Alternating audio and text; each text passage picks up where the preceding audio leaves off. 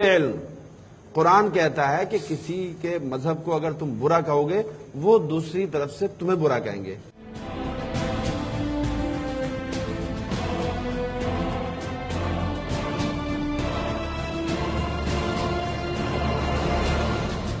तो मैं rule regulation की बात करता हूं।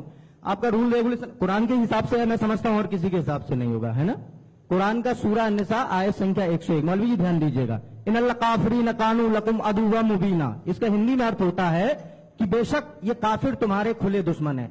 अब अगर मौलवी जी जैसे थोड़ी देर पहले बोल रहे थे कि काफिर का मतलब गैर मुसलमान नहीं होता है, तो ये आप कह रहे हो, लेकिन कुरान क्या कह रही है काफिर के बारे में, ये भी मैं आपको बता देता हूं।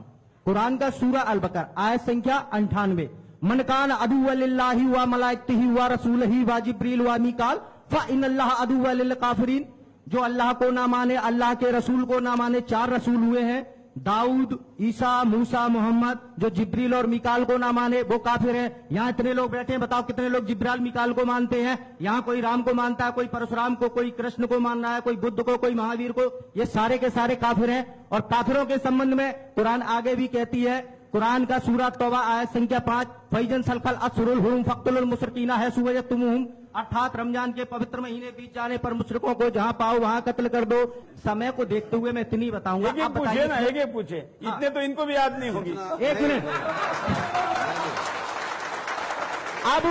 अब मुझे, मैं सांप्रदायिकता के आधार पर नहीं, मैं मानवतावादी हूं, मानवता के आधार पर जवाब दें। क्या कुरान के रूल एंड रेगुलेशन के हिसाब से गैर मुसलमान जिंदा रह सकता है, जबकि भारतीय संविधान अनुच्छेद 21 प्राण व दैहिक स्वतंत्रता का अधिकार देता है। भारतीय संविधान अनुच्छेद 25 प्रत्येक व्यक्ति को धार्मिक स्वतंत्रता देता है। आपकी कुरान, आपके रूल एंड रेगुलेशन प्रत्येक भारतीय नागरिक के संवैधानिक अधिकारों का हनन कर रहे हैं।